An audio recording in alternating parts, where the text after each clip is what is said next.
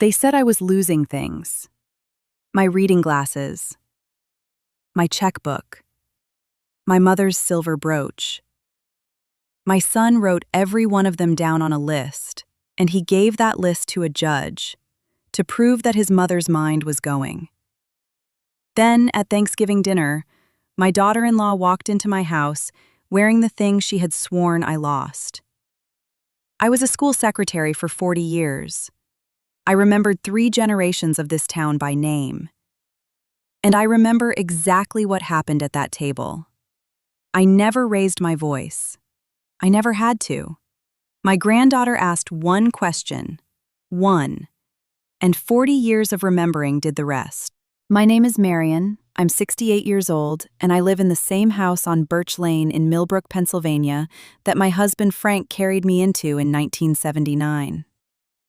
He didn't carry me far. He threw his back out at the doorframe, and we both sat down laughing on the porch steps. But he carried me, and that was the kind of man he was. He finished what he started, even if he had to do it sitting down. For 40 years, I was the secretary at Harmon Elementary School. People think a school secretary answers phones. What a school secretary actually does is hold a town together with her memory. I knew every child's name by the second week of September. I knew which ones were allergic to peanuts and which ones were allergic to their stepfathers. I knew whose mother worked nights at the hospital and would need the report card mailed instead of sent home. I knew, on any given Tuesday, which teacher had a doctor's appointment, which bus was running late, and which little boy had hidden in the coat closet because his dog died. That was Danny Kowalski, October of 1991, and I sat on the floor of that closet with him for 20 minutes and never told a soul until now. 3 generations came through my office. I checked in the children of children I had checked in. When people in Millbrook couldn't remember something, a date, a name, which year the gymnasium flooded, they didn't look it up. They asked Marion. I'm telling you this because you need to understand what my son asked a judge to believe about me. He asked a judge to believe that the woman who remembered this entire town could no longer be trusted to remember her own kitchen. Frank died 14 months before that Thanksgiving. Heart failure, quick and unfair, on a Tuesday morning in the garage, with a carburetor half assembled on the bench. 46 years of marriage, and the last thing I ever said to him was, "Lunch is at noon," and the last thing he ever said to me was, "I'll be in by then." He wasn't. I have gone over that morning 10,000 times, and I remember every second of it, and I would give anything to remember it less. He left me the house, paid off since 1998, a pension, a savings account we'd fed 1 careful year at a time.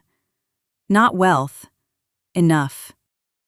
Enough for me to live out my life in my own home, in my own town, at my own kitchen table. And he left me watching over the one object in this house that had already outlived 2 of the people I loved most, my mother's brooch. I want you to see it, because everything that happened because of it. A small silver wren, about the size of a $50, with a row of seed pearls set along the folded wing. My mother wore it to church every Sunday of her life. 1 pearl is missing from the left wing. It fell out the winter she died, 1974, and when Frank offered to have it replaced, I told him no. I said, "It lost that pearl the winter I lost her. It can keep the scar." And in 1988, the clasp went loose at a wedding, and Frank bent it back into place with his thumbnail, right there in the church parking lot, and it never sat quite straight again. Those 2 things, the missing pearl, the crooked clasp, nobody could fake, and nobody could fix. I could pick that brooch out of 1,000. Remember the pearl. Remember the clasp. They matter later. My son Dennis is 44. He's a mortgage broker outside Harrisburg. Good suits, firm handshake, the kind of man who says, "Let's circle back," to his own mother. I love my son. I need you to know that. And I need you to know it was true even at the worst of it. But Dennis has always had one weakness, and it isn't money. It's comfort. Dennis will believe whatever is easiest to believe, and he married a woman who understood that about him better than I did. Trisha is 41, polished, camel coats and white kitchens, and a phone full of photographs of things she was about to buy. She never liked this house. She called it a lot of house for one person, at Frank's funeral, at the reception, with the casserole dishes still warm. I remember thinking, she's already measuring the rooms. I told myself I was being unkind. I'm a fair woman. I gave her the benefit of the doubt. That was the last thing I ever gave her. And then there's Sadie, 19, Dennis and Trisha's daughter, first year at the community college, studying nursing. Sadie has been mine since she could walk. Summers on this porch, Sunday dinners, a whole childhood of me telling her stories with every detail in place, because that's the only way I know how to tell them. Sadie used to test me. Grandma, who was my kindergarten teacher? Mrs. Albright. Who sat next to me in 3rd grade? The Fisher boy, until he pulled your braid and I moved him myself. She'd laugh and say, Grandma, you remember everything. Hold on to that too. Because the whole story turns on which of them knew me. And Sadie knew me. It started 5 months after the funeral, and it started small, the way a leak starts small. Dennis began checking in. Sunday calls became Tuesday visits. Well, Trisha's Tuesday visits. Dennis was working. Trisha would swing by with groceries I hadn't asked for, and opinions I hadn't asked for either. She reorganized my kitchen to make things easier to reach.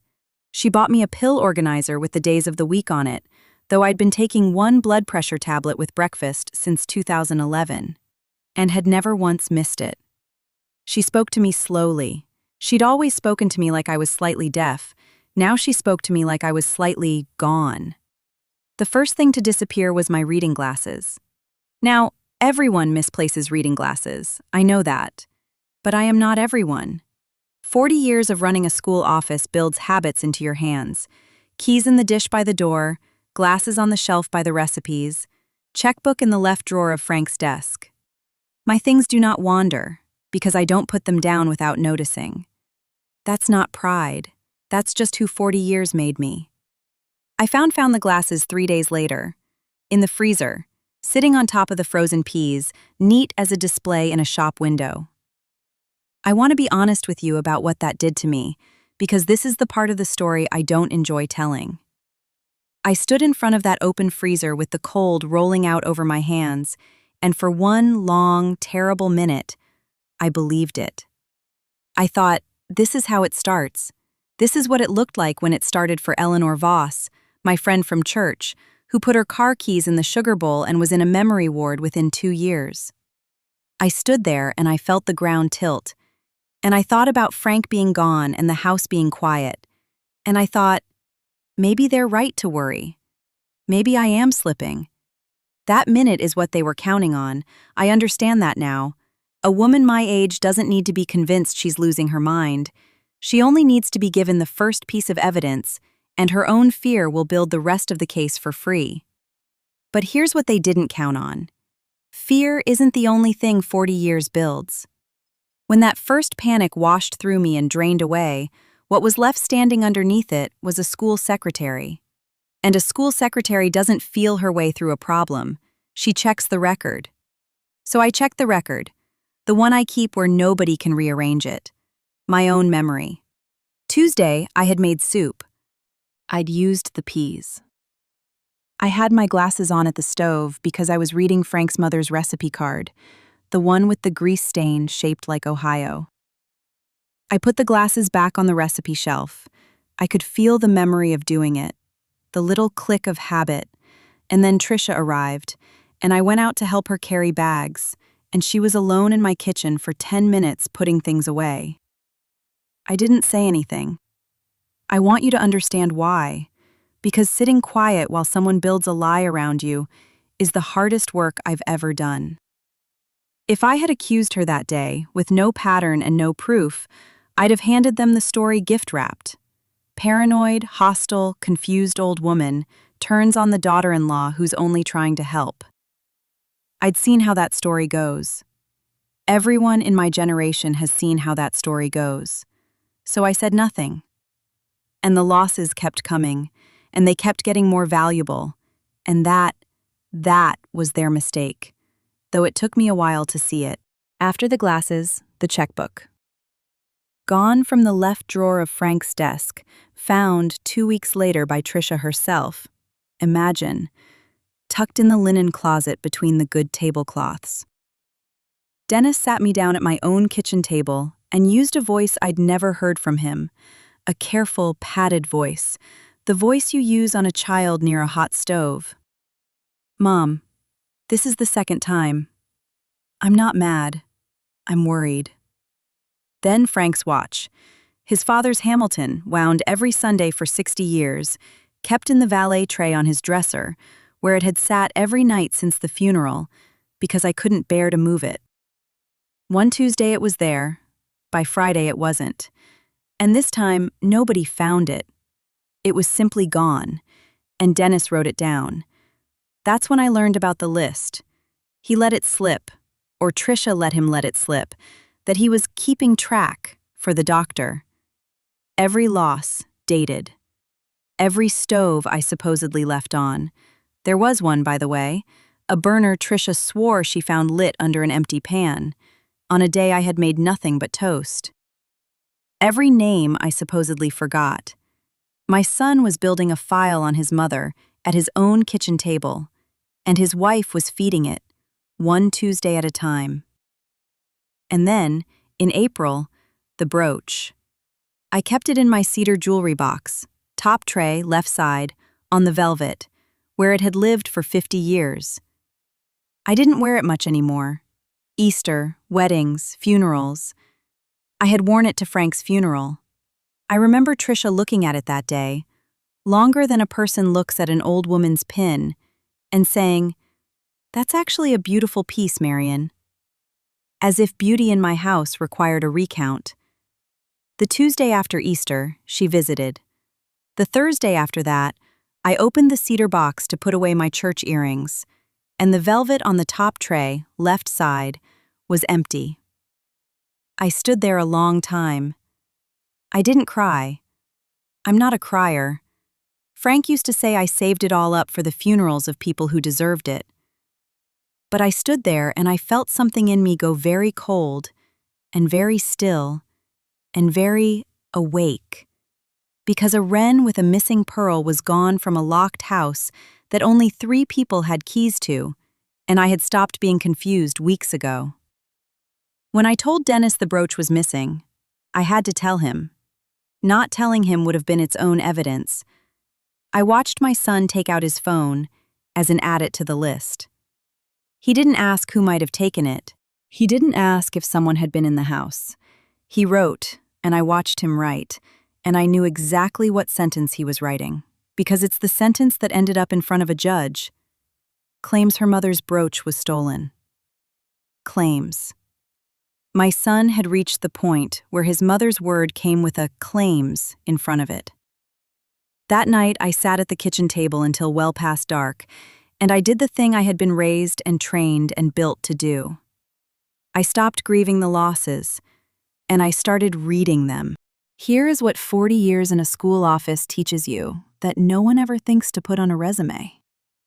People are patterns. Children who randomly get stomach aches get them on gym days. Parents who happen to call always happen to call after report cards. Nothing in a building full of human beings is random. You just have to lay the days side by side and let them tell on themselves. So I laid the days side by side. In my head first, where nobody could find it and photograph it and add it to a file. Later, in the little spiral notebook I'd kept household accounts in since Carter was president. But the notebook was only ever a copy. The original was me. Fact 1. Everything that vanished in the window after a Tuesday. The glasses, the checkbook, the watch, the brooch. 4 for 4. I went back through the calendar in my head, and my calendar is a good one, and I could not find a single thing that had gone missing in a week Trisha hadn't visited. Fact 2. Value. Only things worth something disappeared. Money, gold, silver, sentiment that could be sold. Meanwhile, the genuinely losable clutter of an old woman's house, the coupon scissors, the hairpins, the reading glasses' cheap backup pair from the drugstore, never wandered an inch. Whatever was wrong with my mind, it had excellent taste. Forgetfulness doesn't appraise. Theft does. Fact 3, and this is the one that made me put down my tea. The losses tracked what I said. The checkbook vanished after the Tuesday I mentioned, at my own table, in front of Trisha, that I was thinking of moving some of Frank's savings. The watch vanished after the Tuesday Sadie tried it on, and Trisha asked, lightly, what a piece like that goes for these days. The information went in on a Tuesday. The item went out by the weekend. My losses had a supply chain. I could have taken all of that to Dennis. Pattern, dates, the whole ledger, recited without a note in front of me. And it would have done nothing. I knew my son well enough by then to know it would have done worse than nothing. A tidy pattern, perfectly remembered? Trisha would have tilted her head and said gently that paranoid systems are exactly what a certain kind of decline looks like, that they get very organized about their suspicions. It's actually quite common. I read about it. She'd have turned my best evidence into her best evidence. That woman could reupholster anything, so I tested it instead, quietly. The way you check whether a child is really sick or really avoiding a spelling test, you change one small thing, and you watch. I have a garnet ring, my grandmother's, that ordinarily lives in the same cedar box the brooch was taken from. One Tuesday in May, with Trisha unpacking groceries I hadn't asked for, I mentioned, just tired, wandering old lady talk, half to myself, that I'd gotten nervous about the jewelry box, what with things going missing, and had started keeping the ring tucked away in my sewing box in the hall closet. Foolish of me, probably. Then I asked her to reach the flower down from the high shelf, and I let it go. I never touched that sewing box again. I didn't have to. I just looked every morning without opening it, a red thread I'd laid across the lid, a habit from 40 years of finding out which teacher was dipping into the office coffee fund. Thursday morning, the thread was on the floor of the closet. I opened the box. The ring was gone. I stood in my hallway, and I felt two things at exactly the same time, and I'll be honest about both. The first was grief.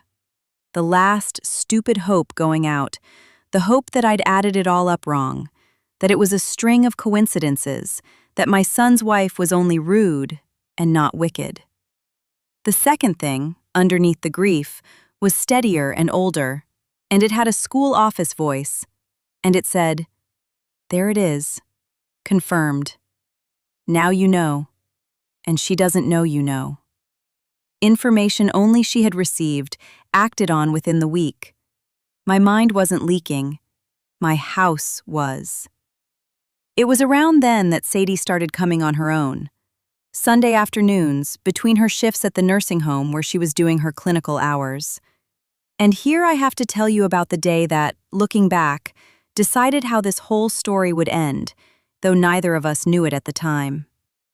She was at my table with her textbooks, studying for an exam on, of all things under heaven, cognitive assessment, testing old people's memories. She was embarrassed to even have the book open in front of me, sweet girl. So I made it a game, the way we always had. I told her, "Ask me. Ask me anything." And she laughed and asked, and I gave her back her own childhood, whole. Every teacher, kindergarten through 6th grade, in order. The name of the hamster that died in Mrs. Albright's class, and the name of the hamster they bought to replace it and pretend it hadn't. The Fisher boy. The day she lost her first tooth in my office, and I taped it into an envelope and wrote the time on it. 1:40 in the afternoon. because a school secretary writes the time on everything. Sadie stopped laughing somewhere in the middle of it.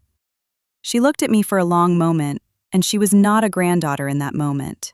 She was a nursing student with a textbook full of warning signs open in front of a woman who displayed none of them, whose recall was, if anything, a little frightening. And she said quietly, "Grandma, you remember everything." And then, even more quietly, not quite a question, "So how do you keep losing things?" I looked at that girl, and I made a decision I'd been circling for weeks. I didn't tell her what I knew. I would not put a 19-year-old in the middle of a war between her parents and her grandmother. If this ever came apart, it could not be because I had recruited a child. But I didn't lie to her either. I said, "I don't lose things, sweetheart. I never have." And I watched her sit with that. I watched her line it up against the pill organizers and the padded voices and her mother's brand new interest in vintage pieces. Because Trisha had lately been wearing little old treasures, hadn't she? A garnet ring she called an estate sale find, things with history she couldn't name. I watched my granddaughter start keeping her own quiet ledger. I didn't recruit Sadie. I just told her one true sentence and let her be who she was. Patterns, remember? People are patterns. And Trisha's pattern, this is the thing I was counting on, the thing I had bet the whole waiting game on. Trisha's pattern was that she could not leave beautiful things in a drawer. Whatever she took, sooner or later, she wore. All I had to do was set a table and wait for the wren to come home. In June, my son petitioned the county court for guardianship of his mother. I learned about it the way you learn about most knives in the back, by certified mail. A thick envelope, a law firm's name in the corner, and inside it, my own life retold by someone who needed it to be a tragedy. The petition said I was exhibiting progressive memory impairment and paranoid ideation. It said I had repeatedly misplaced financial instruments and items of value. It said I had left the stove burning unattended. And there, in the middle of the typed list, was the sentence my son had been writing on his phone, at my kitchen table. Petitioner's mother claims that her late mother's silver brooch was stolen from the home. They had taken my brooch, and then they had submitted my missing brooch to a judge as evidence that my mind was going. I read that sentence 4 times. I want to tell you I was angry, and I was. But what I remember most is a kind of terrible admiration, the way you'd admire the engineering of a trap with your own leg in it. Every true thing I said would prove their story. Every theft they committed became my symptom. It was airtight. Except for one seam, and the seam was Trisha. But I'm getting ahead of myself. First came the doctor, because the court required an evaluation. And I want to tell you about the doctor, because it is the one part of this story I genuinely enjoyed. Dr. Patel. Young man, younger than Dennis, kind eyes, a waiting room with a fish tank and a receptionist drowning in a Monday. He was gentle with me and a little sorry, the way decent people are, when they've been handed someone else's dirty work. He asked me the date and I gave it to him. The season, the president, the town. He asked me to remember 3 words: apple, table, penny, and to count backward from 100 by 7s, and I did. And somewhere around 65, I watched him stop checking my math against his sheet because he was doing it slower than I was. We talked for 40 minutes. At the end of it, he set down his pen and said, a little carefully, that he saw no evidence of what the petition described, and that he'd be saying so in his report. I stood up, thanked him, and at the door I turned around. I'd promised myself I wouldn't, and I did it anyway. I'm 68. I'm allowed 1 indulgence. I said, apple, table, penny. And you'll want to look after your receptionist.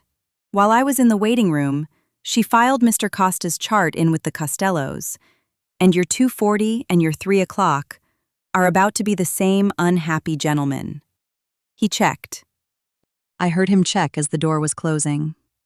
He laughed, one startled bark of a laugh, and I walked to my car feeling, for the first time in a year, entirely, dangerously, myself. The report came back clean. No impairment. You'd think that would end it. It didn't. And if you've ever watched a family do this to one of its own, you already know why it didn't. The story had left the realm of evidence a long time ago.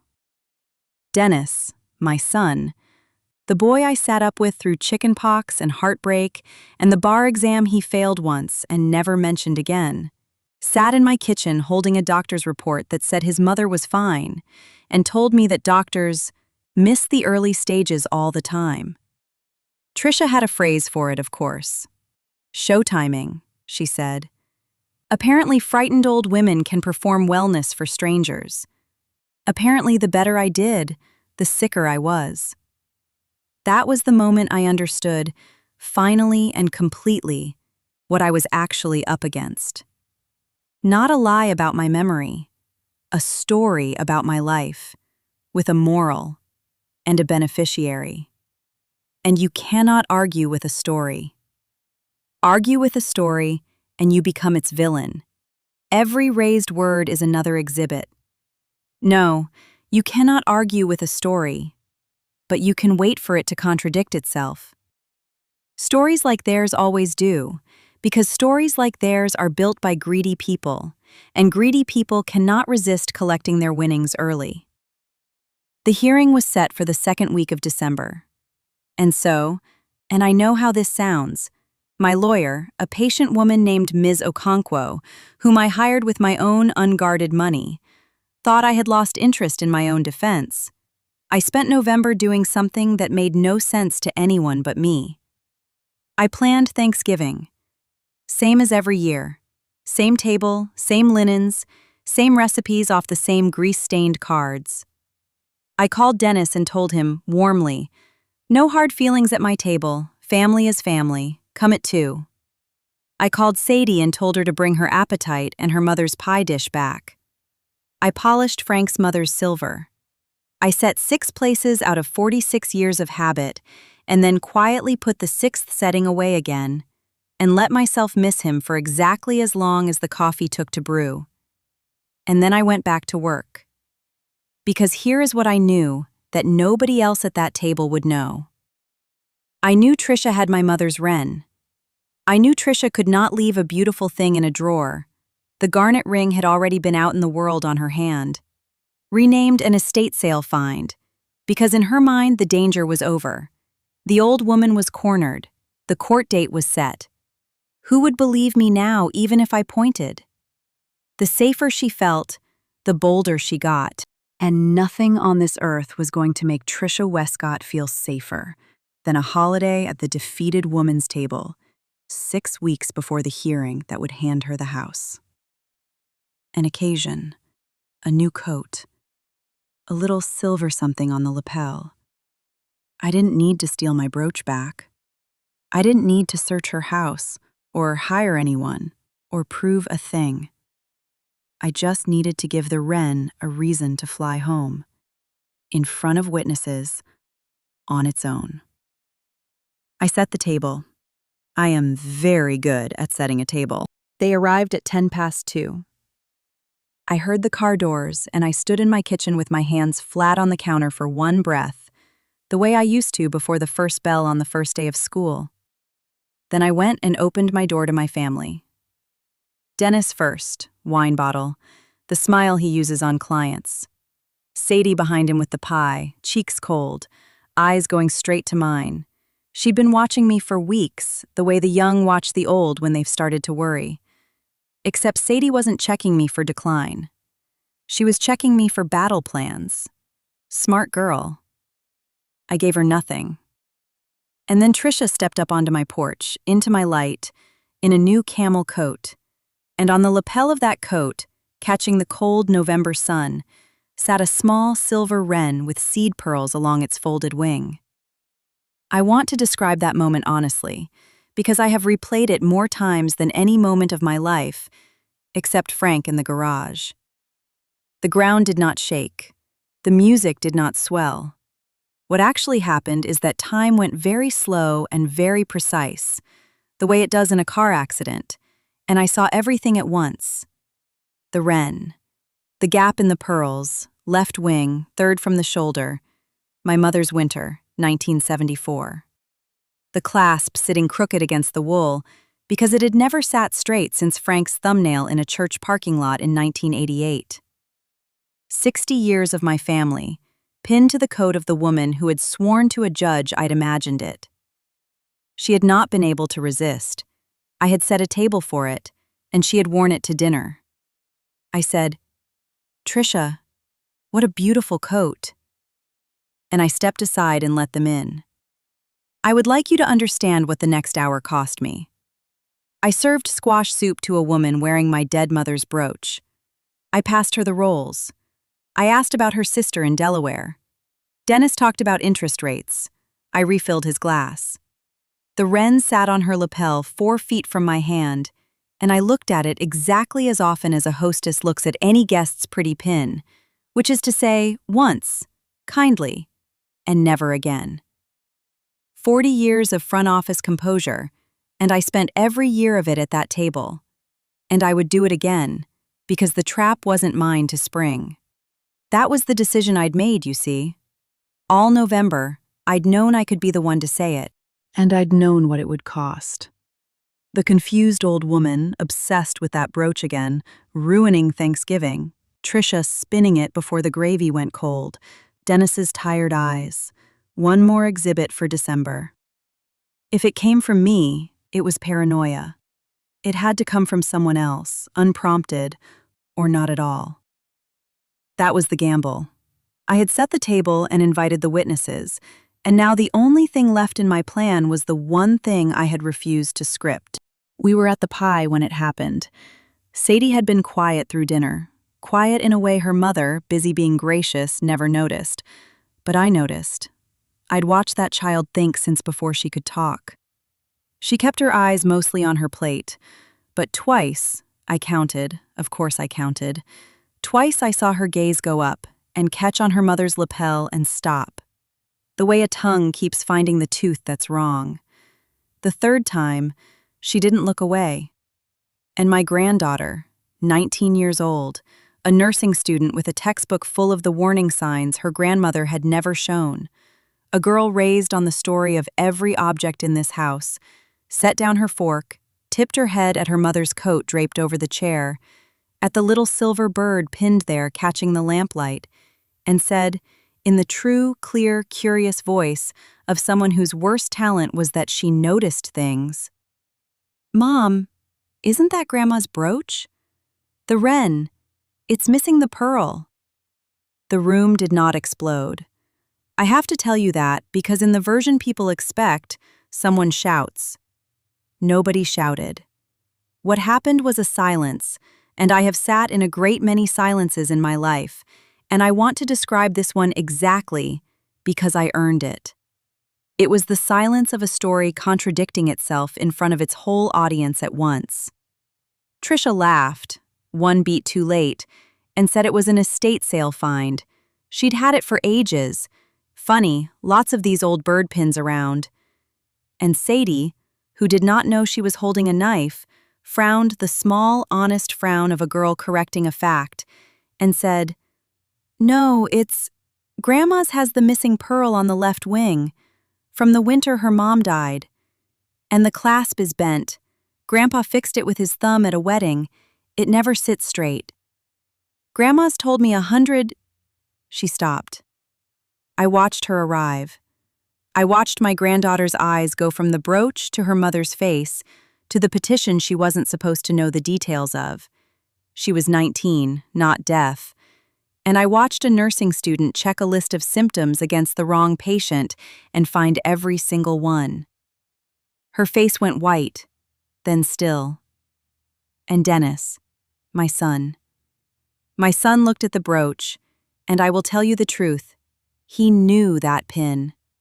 He'd grown up under it, Sundays, on his grandmother's good dress. I watched him look at the crooked clasp, and then at his wife, and then, last, slowest, at me. And I watched the whole architecture come down behind his eyes. The freezer. The linen closet. The Tuesdays. The list in his phone. The sentence he'd fed a lawyer. Claims her brooch was stolen. Every exhibit in his file flipping over one by one to face the other way. Nobody had said the word. That's the part I want you to keep. Nobody accused anybody of anything. A girl asked about a pin and corrected a pearl, and the case my son had spent a year building simply changed defendants at the dinner table, in the quiet, over pie. Trisha's hand went to the brooch. That was her confession. No words, just 5 manicured fingers closing over a silver wren, as if it could still be hidden. And the clasp, crooked since 1988, resisting her the way it had resisted everyone but Frank. I spoke then. Once. I had promised myself one sentence if the moment came, and I had chosen it in November, and I said it the way I used to read the morning announcements, clearly, kindly, to the whole room. Check the clasp, Trisha. Frank bent it back with his thumbnail in 1988. It never sat straight again, but you'd have no way of knowing that. That was all. That was the entire war. She unpinned it with shaking hands and set it on my tablecloth like it was hot, and the wren lay there between the pie plates, with its one missing pearl looking up at all of us. And nobody at that table ever again believed I had lost it. What happened after happened quietly, which is the only way anything real ever happens in a family. They left within the half hour. Sadie didn't leave with them. She stood in the doorway between her mother and me, and then she took off her coat again and washed my dishes and slept in the room that's been hers since she was 6. We didn't talk it to death that night. She dried the gravy boat and said, "You knew." And I said, "I remembered." And that was the whole conversation, and it was enough. The petition was withdrawn 9 days later. No hearing, no judgment, no gavel. A 2-paragraph letter from his lawyer to my Ms. Okonkwo, the legal equivalent of a man backing out of a room. I'm told withdrawal isn't an admission of anything. Neither is running. The watch came back. The ring came back. They arrived the way stolen things come back in families. No note, a padded envelope, my son's handwriting on the label, and no return address, as if I wouldn't know the hand I taught to write. Dennis came in December, alone, and stood on the porch Frank carried me across and tried to say it. He got as far as, "Mom, I didn't know she..." And I stopped him there, because that sentence was going to be a lie by the time it ended, and I've had my fill of those. I said, "You didn't ask. That was the whole disease, Dennis. Not my memory. You're not asking." He cried on my porch, 44 years old. I let him. I made him coffee, because he is my son and it was cold, and I did not tell him it was all right, because it wasn't. And one of us at least has never said things that aren't true. The door isn't closed, but he walks through it differently now, smaller, and more carefully, and one visit at a time. Forgiveness at my age is like the pension. It pays out monthly, and only as long as the terms are met. Trisha has not been back to this house. At Christmas, she was with her sister in Delaware. I sent the sister a card. I know her name, of course. I know everyone's name. Sadie comes on Sundays. She brings her textbooks and I quiz her now. It's my turn. And she's decided her nursing specialty, geriatrics. She told me over pot roast, "Somebody's got to be in those rooms. Who knows the difference between a lost mind and a robbed one?" Her grandfather would have carried her around the block for that sentence, thrown out back and all. And the wren is home. Top tray, left side, on the velvet. Still missing its pearl. Still crooked at the clasp. I wear it Sundays now, every Sunday, the way my mother did. Let the town see it. Let everyone see exactly what I'm still holding on to. They asked a judge to believe I couldn't keep track of things. I'm Marion Wescott. I kept track of this whole town for 40 years. Every name, every date, every child hiding in a coat closet. Memory is the one thing I never lost. And I remember everything. I always will.